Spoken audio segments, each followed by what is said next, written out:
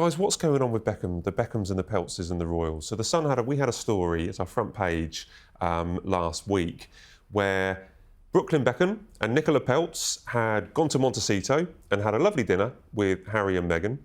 What's wrong with this? Well, there are two very distinct family feuds going on, and Harry and Meghan, we are told, cozied up, bonded with Brooklyn and Nicola over their feud with David and Victoria. At the same time, Kew Gardens, Charles and David Beckham, who is an ambassador of the King's Trust, had a lovely chat. We were listening to it. They were talking about presents. They were talking about roses. What's going on here? Why are two of the most famous family feuds in the world? How are they so interconnected? I think it's basically a wonderful newspaper story. It is. It's great for us to watch. It's a great story. And it's such a collision, isn't it? I think often when there's really terrible things going on in the world, which there are now, I mean, there always are, but they're particularly bad now, people just, they don't want to read about it. They want to read something that's fluffy, and somebody super rich and a king is having a bad time with their children, because everyone, as we were saying earlier, everyone has a period when they have a bad time with their children. And I think it is such a relief to read something that is, in a way, it's quite funny. In a way, you can relate to it because of the family feuds. And it's also rather fascinating that the Beckhams' son, Brooklyn, who was their firstborn, has sort of sided with his wife against the family. In a way, we're looking at Harry, who was, not firstborn, but sided with Meghan against the family. Well, they're very similar. They're always, quite similar setups. And why do we think that Harry and Meghan would want to become friends with Brooklyn and Nicola? What's in it for them? Are they just a shoulder to cry on, giving advice, or is it some new unit? I think it's the other way around, Matt.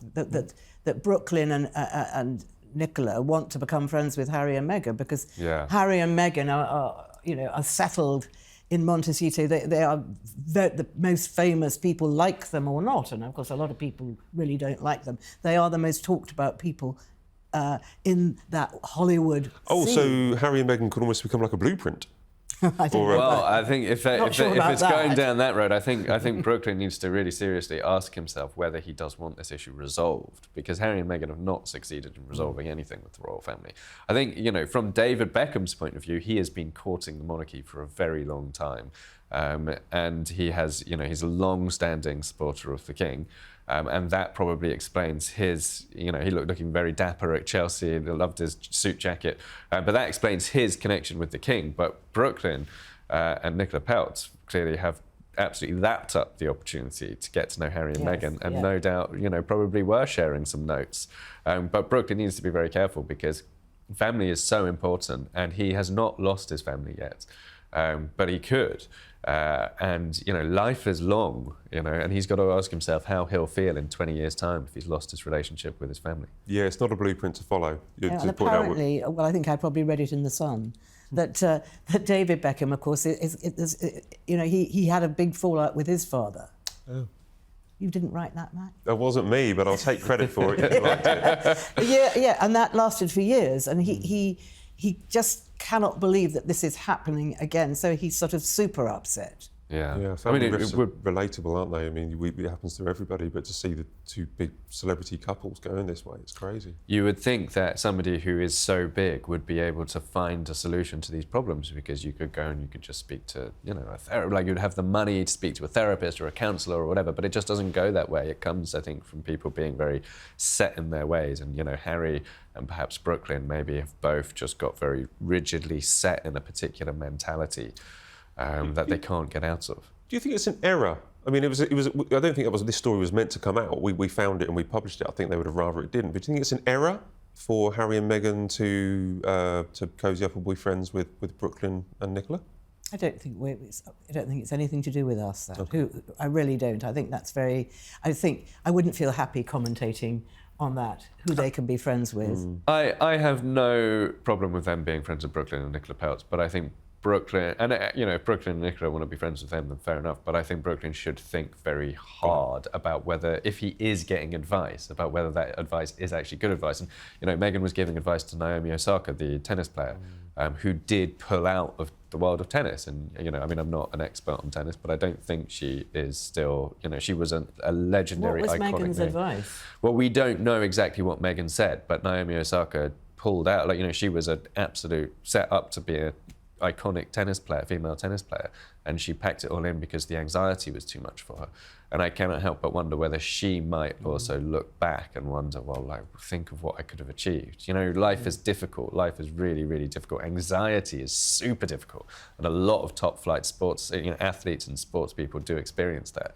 But it's a small window of your life, and would it have been better to just keep going? But we don't know what Meghan told her. Maybe Meghan told her to get back in, to stop moaning and pick your tennis racket up. Doesn't sound like Meghan, though, Doesn't sound like Meghan, no. Now at Kew Gardens, we mentioned about David Beckham, quite close, well, not courting the royals, but he's become a friend with the king. They've dined at Highgrove. He's become an ambassador. David's sent some honey to the king. We were overhearing a conversation, and it appeared to be a gift or a present had been shared, or that the King and Queen had possibly sent something to the Beckhams, and David Beckham was wearing the King's rose. It was for his 50th birthday, wasn't it? It was his 50th birthday the other week, yeah. Do you think there are gifts shared there between the King and Queen and the Beckhams? Well, I thought, obviously he's given her the new David Austin rose, which is the King's rose, really beautiful. But then it appears that wasn't the case, but no one's going to confirm or deny it, so I don't think we're ever going to know. And then I thought, well, if maybe he sent 50 rose bushes to David Beckham, but you'd think David Beckham would have thanked him, not just personally, but would have just written him a very nice letter. Yeah, probably should have done, really. And then they were saying, well, did you get it? Did you get the roses, Camilla said. Which is what you ask when you haven't had the thank you card. Did you get my lovely... Did you get the flowers I sent you? Basic protocol, not just royal protocol, basic protocol. If you get a present, send a thank you letter. We've just got time for our quick-fire questions, everybody, so take a deep breath. What photo would you add to Meghan's 7-year anniversary mood board? I would add there was a really beautiful picture that was of Meghan walking down the aisle on the wedding day. It was shot from above, it was wide, and you could see the whole of St. George's Chapel, the whole of the congregation, but there was just one kind of ray of sunlight coming in through one of the windows and shining on her, and I thought it was such a beautiful image that is the picture I would have liked it. Did that have King Charles, or then Prince Charles, walking her down the aisle? I think she did half of it by herself and half of it with Charles. Yeah. I have a feeling it was the half she did by herself, but it was a beautiful moment when the King walked it down the aisle. Yeah, exactly. Ingrid? Well, I just think it's got to be something with Harry, because it's all about her and Harry. Sorry, Meghan, it's about Harry too. So I would add a picture of her and Harry, and preferably taken from the front, not the back. But I can't actually think of one. But there are some gorgeous pictures. They're both very photogenic. And I think that it needs just something that you could see. Not a tiny picture, something a bit bigger. Well, it is a love story, as they told us on their Netflix series. That's what it's all about, an ongoing love story. Second question. It was revealed the King sent a birthday gift to David Beckham, or some kind of gift to David Beckham. What gift would you have sent Bex if you were King Charles? Well, he doesn't need any more homes. He probably doesn't need any... Well, actually, I know what I would have sent him. I would have sent him probably one of the Queen's shooting dogs, puppies, which they're still there. They're still bred at Sandringham. And I think that would be a puppy from the King would be... Well, maybe I'm thinking because the King was given a puppy. Yeah, and he lives in the Cotswolds. He lives in the Cotswolds, and I'm sure he has ambitions about shooting and gentleman's pursuits. So I think a puppy, a Labrador puppy. Jack? I think the King should make Sandringham available for the latest Sandringham summit between Brooklyn, David, and just thrash it out the way the Royals did. They could have it on the same day in January next year. What a wonderful idea, because it worked out so well last time. Worked out so well for them, yeah. Great, and final question. If the late Queen really does talk to Sarah Ferguson through the corgis, what do you think she's saying? She would be saying, darling, thank you for supporting my son. And I love you very much, and I know you love him very much, so please carry on and look after him for me. That's a lovely sentiment. Thank you, Ingrid. Jack? I was just going to say, she'd say tone it down a little bit, which is slightly less compassionate, but there we are. I was compassionate earlier in the show, so... We can switch.